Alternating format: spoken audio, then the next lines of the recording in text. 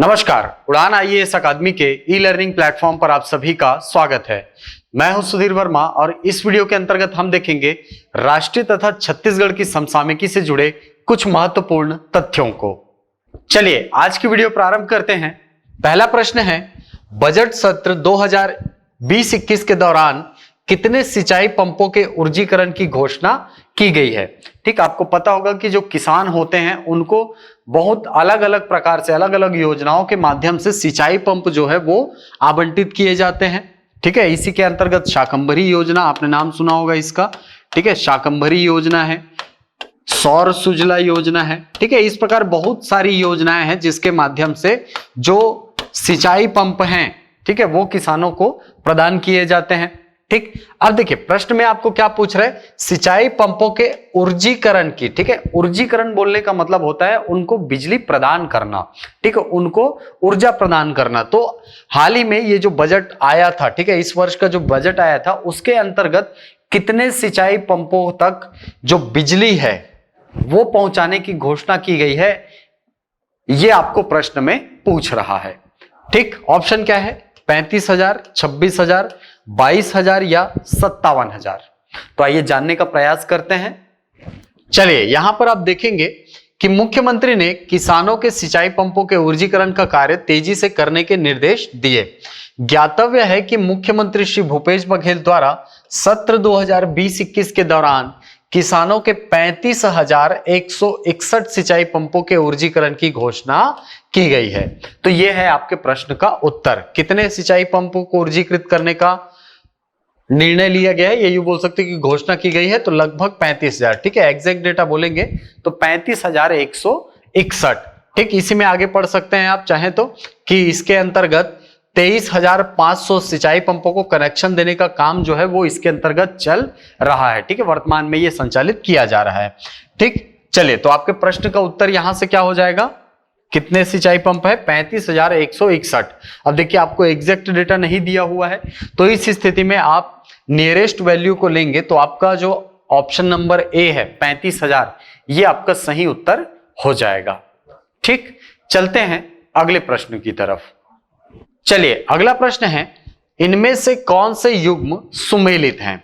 ठीक है, आपको विभाग का नाम दिया है, ठीक है, बोर्ड का नाम दिया है और एक तरफ अध्यक्ष का नाम दिया है, तो कौन सा सुमेलित है ये आपको प्रश्न में पूछ रहा है। ठीक, नागरिक आपूर्ति निगम, ठीक है, जिसको हम लोग नान बोलते हैं ना, NAN, इसके अभी अध्यक्ष श्री राम गोपाल अग्रवाल, बिल्कुल सही है।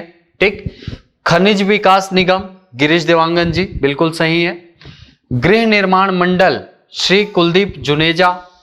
राज्य वन विकास निगम श्री देवेंद्र बहादुर सिंह। छत्तीसगढ़ श्रम कल्याण मंडल श्री शफी अहमद।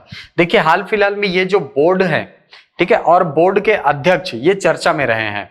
क्यों रहे हैं, 29 जून 2021 की प्रविष्टि तिथि है। लिखा क्या है, निगम, मंडल व आयोग के अध्यक्ष तथा उपाध्यक्ष को मंत्री का दर्जा जो है दे दिया गया है। ठीक है, तो इसीलिए ये जो है, ये जो विभिन्न बोर्ड है, ठीक है, ये जो बोर्ड्स हैं इनके अध्यक्ष अभी हाल फिलहाल में चर्चा में हैं। ठीक, तो देखिए इसके लिए आपको ये PDF जो मिलेगा, ठीक है, इसमें मैंने प्रयास किया है कि जितने भी बोर्ड हैं और अभिकरण हैं उनके अध्यक्षों के नाम को मैंने यहां पर लिख दिया है। ठीक, आप चाहो तो इसको अच्छे से तैयार कर सकते हो। ठीक, जैसे कि नागरिक आपूर्ति निगम के कौन है, श्री राम गोपाल अग्रवाल जी, बिल्कुल सही था, है ना, हमने यहां पर ऑप्शन में भी देखा था, राम गोपाल अग्रवाल जी सही है। ठीक, इसके बाद खनिज विकास निगम के श्री गिरीश देवांगन जी, गृह निर्माण मंडल के श्री कुलदीप जुनेजा, छत्तीसगढ़ राज्य वन विकास निगम श्री देवेंद्र बहादुर सिंह, क्रेडा के श्री मिथिलेश स्वर्णकार। ठीक है, तो आप यहां पर जब क्वेश्चन में आएंगे तो श्रम कल्याण बोर्ड का आपको दिया हुआ है, तो श्रम कल्याण बोर्ड के अभी वर्तमान में कौन है, देखेंगे यहां पर श्री शफी अहमद। यानी कि आप देखेंगे कि यहां पर सभी के सभी ऑप्शन क्या है, सुमेलित हैं। ठीक, बहुत अच्छे से करेंगे इसको, यहां से प्रश्न जो हैं वो आते हैं। ठीक, चलते हैं अगले प्रश्न की तरफ। चलिए अगला प्रश्न है, वर्ष 2021-22 में खनिज राजस्व प्राप्ति का लक्ष्य रखा गया है। ठीक है, यानी कितना खनिज प्राप्त किया जाएगा इस वित्तीय वर्ष के दौरान, लक्षित कितना है वो आपको प्रश्न में पूछ रहा है। ऑप्शन है 7800 करोड़, 6800 करोड़, 5800 करोड़ या 6600 करोड़। तो आइए जानने का प्रयास करते हैं। चलिए यहां पर देखेंगे आप, गौठानों में मल्टी एक्टिविटी सेंटर में शेड निर्माण, चारागाह निर्माण, देवगुड़ी और घोटुल निर्माण सहित हाट बाजार क्लिनिक के लिए वाहन की व्यवस्था में होगा डीएमएफ मद का उपयोग। ठीक है, वैसे ये आपके स्टेटमेंट जो है ये उतना इंपॉर्टेंट नहीं है। ठीक, इस पेज को जब आप पढ़ेंगे तो यहां इस वाले पॉइंट में, ठीक है, वर्ष 2020-21 में राज्य को मिला 5,517 करोड़ रुपए का खनिज राजस्व। ठीक है, ये कब की बात कर रहा है, ये वर्ष 2020-21 की बात कर रहा है। इस वित्तीय वर्ष में कितना मिला, 5,517 करोड़ रुपए मिला। ठीक, वर्ष 2021-22 में 7800 करोड़ रुपए का लक्ष्य जो है रखा गया है खनिज राजस्व के रूप में। ठीक, तो यहां से आपके प्रश्न का उत्तर हो जाता है ऑप्शन नंबर ए, 7800 करोड़। ठीक, चलते हैं अगले प्रश्न की तरफ।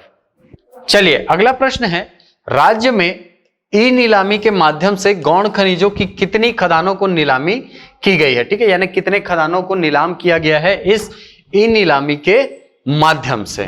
ठीक, कौन से खनिज की बात कर रहे हैं, देखिए खनिज जो होते हैं वो दो भागों में बांटते हैं आप। ठीक, एक मुख्य खनिज के रूप में बांटते हैं और दूसरा गौण खनिज, या इन्हें ही हम बोलते हैं द्वितीयक खनिज, इसको याद रखिएगा। ठीक, मुख्य खनिज में कौन आते हैं, कोयला हो गया, लोहा आ गया, धात्विक खनिज जो है वो आते हैं। ठीक, गौण खनिज के अंतर्गत कौन आते हैं, मुरम हो गया, पत्थर हो गया, चूना हो गया। ठीक है, ये क्या है, गौण खनिज है। ठीक, तो आपको प्रश्न में पूछ रहा है कि गौण खनिजों के कितने खदान जो है वो नीलाम किए गए हैं इस ई नीलामी के माध्यम से। ठीक है, अभी तक ई नीलामी के माध्यम से कितने खदान जो है गौण खनिज के नीलाम किए गए हैं। तो यहां पर देखेंगे आप, यहां पर पहला लाइन जब आप पढ़ेंगे तो यहां लिखा है कि राज्य में ई नीलामी के माध्यम से गौण खनिजों निम्न श्रेणी चूना पत्थर, डोलोमाइट, क्वार्ट्ज, साधारण पत्थर, फर्शी पत्थर, ईंट मिट्टी, ग्रेनाइट। ठीक है, ये सब क्या है, ये द्वितीय खनिज या जिनको हम क्या बोलते हैं गौण खनिज, इसके अंतर्गत आते हैं ये सारे। ठीक, इन सब की 293 खदानों की नीलामी की गई है, जिसमें से 192 खदान जो है वो संचालित किए जा रहे हैं।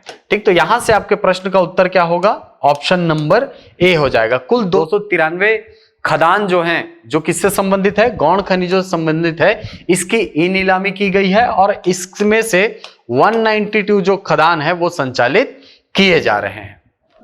चलिए अगला प्रश्न है, राज्य सरकार की महत्वाकांक्षी महतारी दुलार योजना के क्रियान्वयन में शीर्ष स्थान पर कौन सा जिला है। ठीक, आपको पता होगा हाल फिलहाल में अभी महतारी दुलार योजना जो है ये प्रारंभ की गई है। ठीक, इसके अंतर्गत जो स्कूली बच्चे हैं, ऐसे स्कूली बच्चे जिनके घर में कमाने वाले सदस्य की मृत्यु हो गई है, उनको स्कूल में नामांकन दिया जा रहा है ना। तो इस योजना के क्रियान्वयन में सबसे ज्यादा नामांकन किस जिले में दिया गया है, ये आपको प्रश्न में पूछ रहा है। ठीक, ऑप्शन क्या है, बलौदाबाजार भाटापारा, बलरामपुर रामानुजगंज, उत्तर बस्तर कांकेर या दक्षिण बस्तर दंतेवाड़ा। तो आइए जानने का प्रयास करते हैं। चलिए यहां पर देख रहे हैं 26 जून 2021 की प्रविष्टि तिथि है। क्या लिखा है, महतारी दुलार योजना के क्रियान्वयन में बलौदाबाजार जिला अव्वल है। ठीक, और इसके अंतर्गत बलौदाबाजार जिले में अभी तक 406 बच्चों का पंजीयन किया जा चुका है। ठीक है, तो इसी के आधार पर बलौदाबाजार भाटापारा जिला जो है ये राज्य में प्रथम स्थान पर है महतारी दुलार योजना के क्रियान्वयन में। चलिए, तो कल के घटनाक्रमों में कोई ऐसा महत्वपूर्ण विषय नहीं था जिससे कि और अधिक क्वेश्चन जो है वो अराइज हो सके आपके एग्जाम के लिहाज से। तो अब आते हैं हमारे अगले सेक्शन में जो है राष्ट्रीय समसामयिकी। चलिए, राष्ट्रीय समसामयिकी में हमारा पहला प्रश्न है, किस अभयारण्य को भारत का 52वां टाइगर रिजर्व बनाया जाएगा। ठीक, ऑप्शन है आपके पास, रामगढ़ विषधारी वन्यजीव अभ्यारण्य, नागार्जुन कोंडा वन्यजीव अभ्यारण्य, सिमलीपाल राष्ट्रीय उद्यान या वेंकटचला वन्यजीव अभ्यारण्य।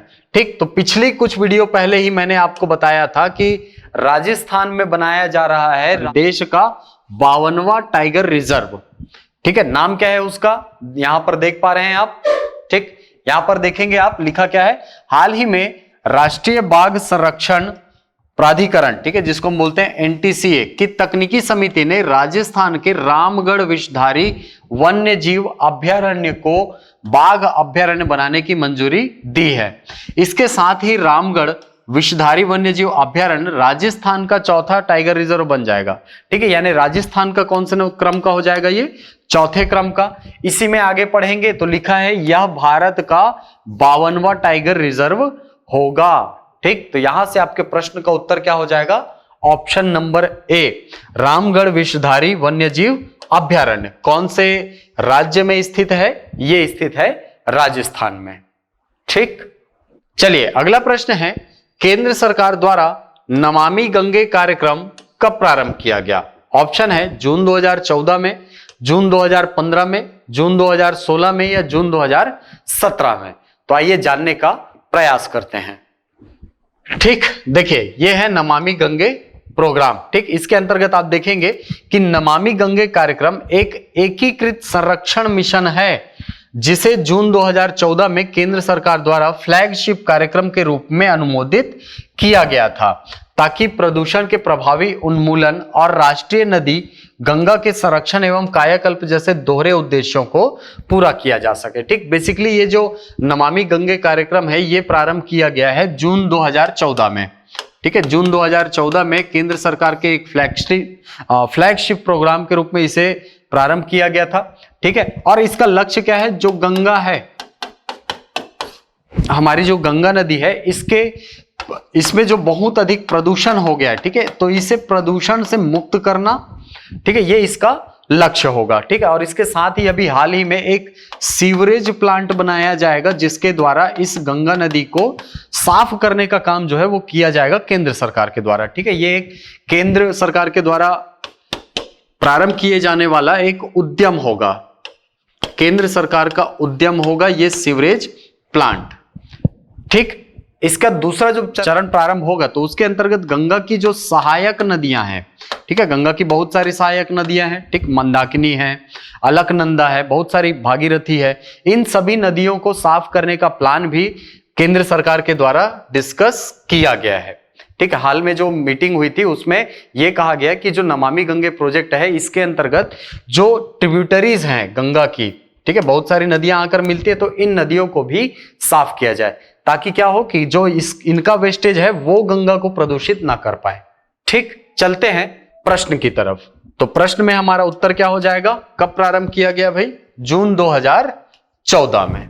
चलते हैं अगले प्रश्न की तरफ। चलिए अगला प्रश्न है, हाल ही में माइक्रोसॉफ्ट के नए अध्यक्ष नामित किए गए हैं। ठीक, देखिए माइक्रोसॉफ्ट के नए अध्यक्ष पूछ रहा है आपको। ठीक, ऑप्शन है Satya Nadella, John Mathews, Carl वूल या मिम्पी दिदारियो।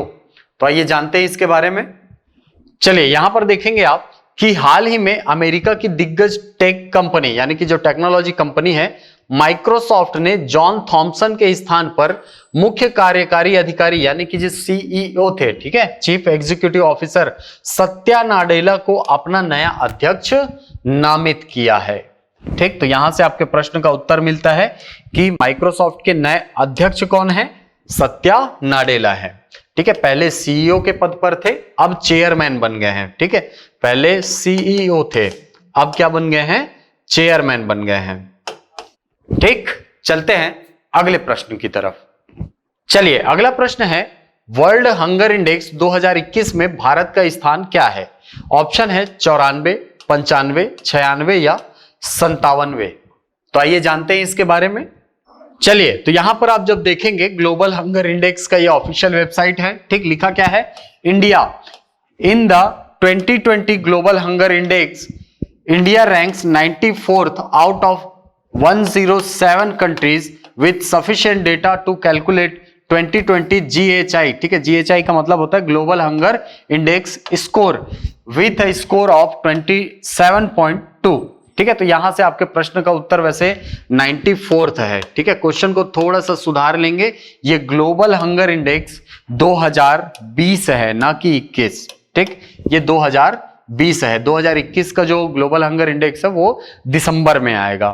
ठीक, तो ग्लोबल हंगर इंडेक्स, ठीक है, विश्व भूखमरी सूचकांक जिसको हम बोलते हैं, उसमें भारत का स्थान क्या है, 94th है। ठीक, चलते हैं अगले प्रश्न की तरफ। चलिए अगला प्रश्न है, भारोत्तोलक लॉरेल हबर्ड ओलंपिक के लिए चुनी जाने वाली पहली ट्रांसजेंडर एथलीट बन गई हैं।